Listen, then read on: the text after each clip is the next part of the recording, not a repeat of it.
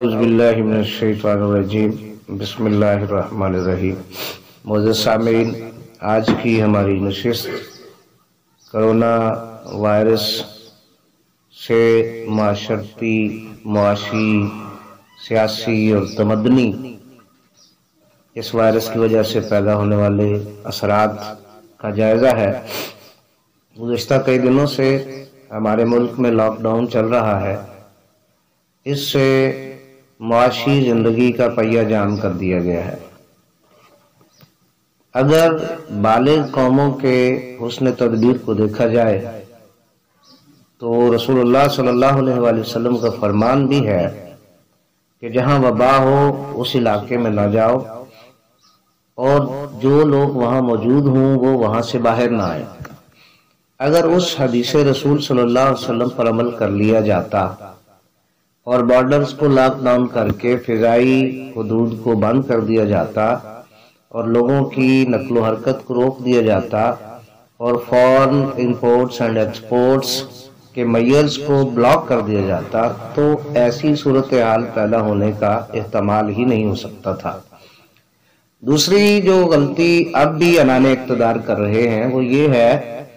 کہ انہوں نے پورے ملک کو بلاک کر دیا ہے۔ ہاں، جن علاقوں میں اس وبا کے پھیلنے کا خدشہ ہے، جیسا کہ سائنٹیفکلی بتایا جاتا ہے کہ 20 سے اوپر درجہ حرارت جس علاقے میں ہے وہاں یہ وائرس سروائیو نہیں کر سکتا، تو الحمدللہ پنجاب کے اور پاکستان کے بہت زیادہ علاقہ جات ایسے ہیں جہاں 20 سے اوپر درجہ حرارت رہتا ہے،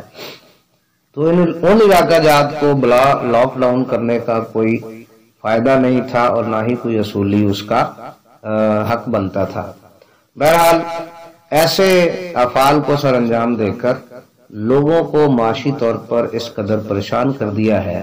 کہ گزشتہ 1-2 دنوں میں ایک نوجوان نے عنان اقتدار کے دروازے کے سامنے جا کے خود سوزی کا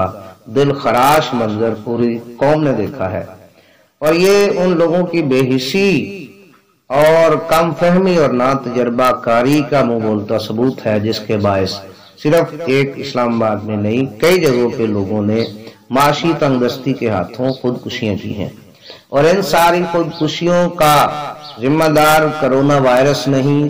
منتظمین ہیں جنہوں نے انتظامی خامی کی وجہ سے لوگوں کو خودکشی کرنے پر مجبور کیا ہے۔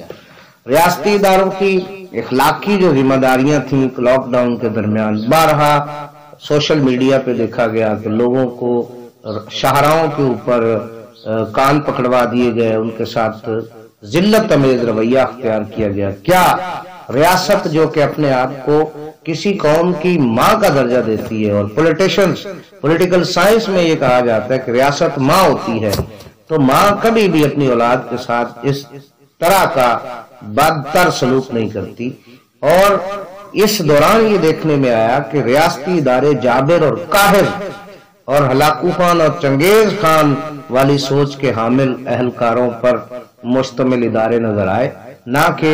لوگوں کی فلاح و بہبود اور ان کی عزت نفس کا خیال کرنے والے ہوتے۔ یہ اخلاقی بیماریاں، یہ اخلاقی امراض جو اس لاک ڈاؤن کے دوران ہمیں نظر آئے، اس سے آنے والے وقت میں بہت بڑا ڈیزاسٹر ہونے والا ہے۔ وہ لوگ جو ہینڈ ٹو ماؤتھ تھے وہ تو اپنی ہینڈ ٹو ماؤتھ کی پوزیشن سے بھی نیچے گر چکے ہیں، لیکن ایک طبقہ ایسا بھی تھا جو کچھ عرصہ سروائیول کی کیپیسٹی رکھتا تھا،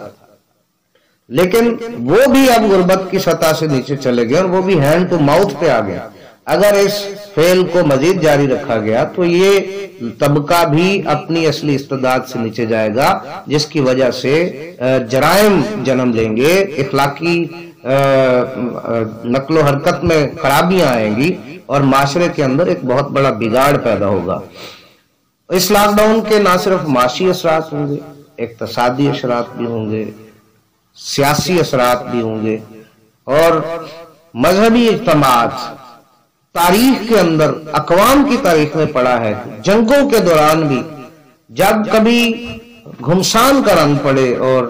حالات خراب ہو جائیں تو لوگ اجتماعات مذہبیہ کا اہتمام کرتے ہیں، عبادات کا انتظام کرواتے ہیں، لوگوں کو اپیل کرتے ہیں کہ آپ مجتمع ہو کر اجتماعی طور پہ اللہ اور اس کی بارگاہ میں حاضر ہوں اور ان سے معافی کے خواستگار ہوں، لیکن یہاں گنگا الٹی بہہ رہی ہے کہ بجائے اس کے کہ اپنے رب کو راضی کرنے کے لیے ان مقامات کو کھولا جاتا، ان مقامات کو بند کر دیا گیا، حتیٰ کہ جمعہ کے اجتماعات کو بھی بند کر دیا گیا۔ اور جب حالات اور انتظام کا عالم یہ ہوگا تو آپ احباب فیصلہ کریں کہ کس طرح کسی معاشرے میں اچھائی آئے گی، کس طرح معاشرے میں سنوار آئے گا۔ تو یہ ساری انتظامی بد اخلاقی جو ہے، اس کی وجہ سے یہ وائرس پھیل رہا ہے۔ اور اگر حقیقی اعداد و شمار کو دیکھا جائے تو پاکستان میں اس ایفیکٹس کو اتنا سیریس نہیں ہے،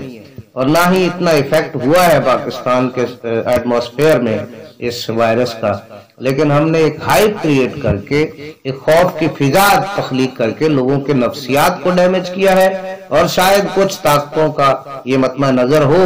کہ ہم یہ سارے حالات پیدا کر کے عالمی دنیا میں اپنا ڈیزاسٹر شو کر کے تو کچھ امداد حاصل کرنے میں کامیاب ہو جائیں، شاید یہ تو ان کا مقصد پورا ہوتا ہوا نظر آتا ہے، لیکن اس کے پیچھے جو اخلاقی تباہی کا سامنا اگلے عرصے میں قوم کو کرنا پڑے گا، اس کا کسی کو بھی ابھی ادراک نہیں ہے۔ دعا کریں اللہ رب العزت ہمیں